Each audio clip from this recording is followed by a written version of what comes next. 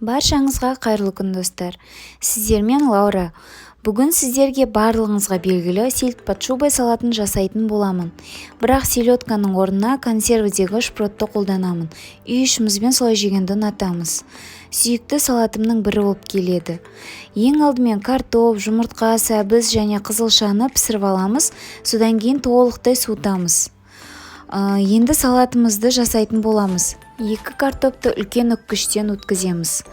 Өткізіп болған соң тарелкамызға саламыз.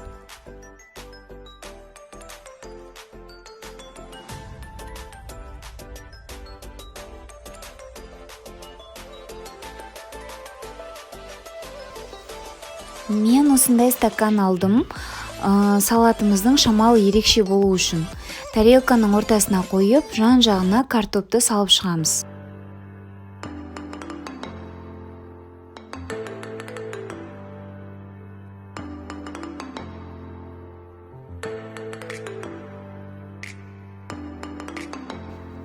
Салып болған соң үстіне кішкене тұз сеуіп шығамыз.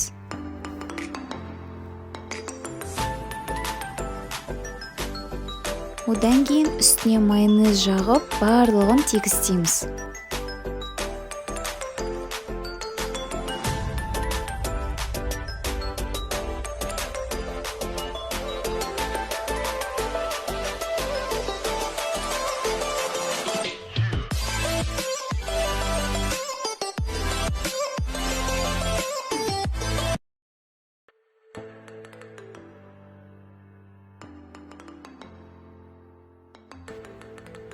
Міне жағып болдық, енді шпротты үстіне салып шығамыз.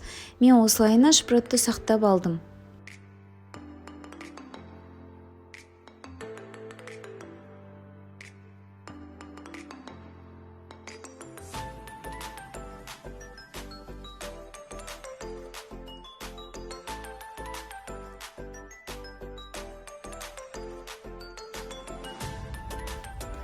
Енді осылайынан тұз сеуіп шығамыз.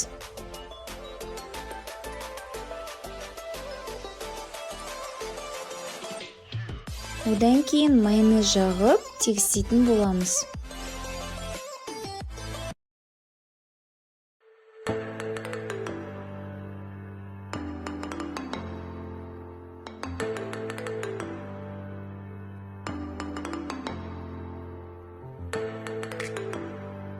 Содан кейін бір сәбізді үлкен үккіштен өткізіп, үстінен салып шығатын боламыз.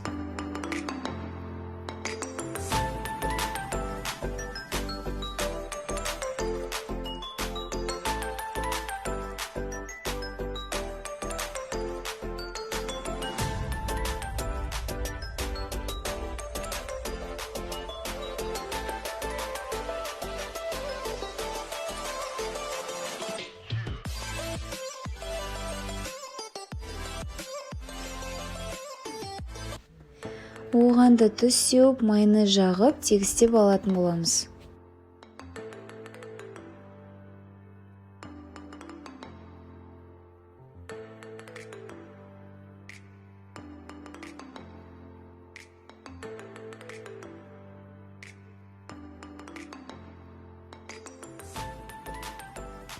Енді 6 жұмыртқаны үлкен үккіштен өткізіп шығамыз. 3 жұмыртқаның сары уызынан ажыратып өткізіп аламыз.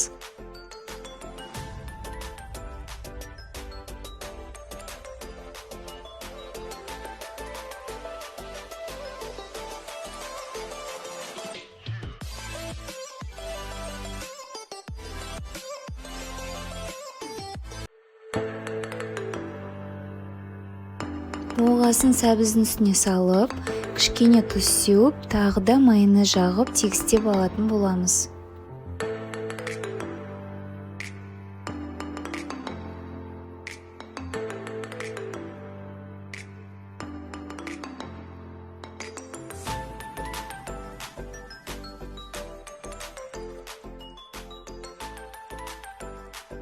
Екі қызылшаны да үлкен үккіштен өткізіп шығамыз. Болғасын жұмыртқаның үстіне салып, оғанда тұз сеуіп, майонез жағып, тегістейтін боламыз.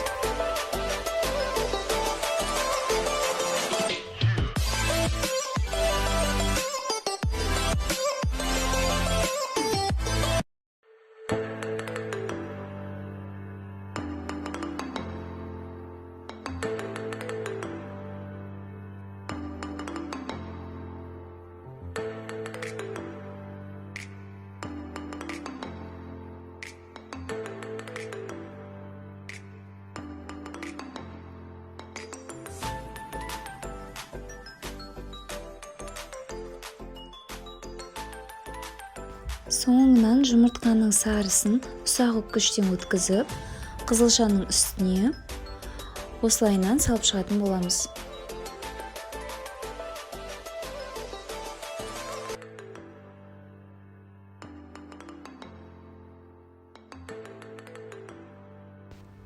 Енді стаканды аламыз.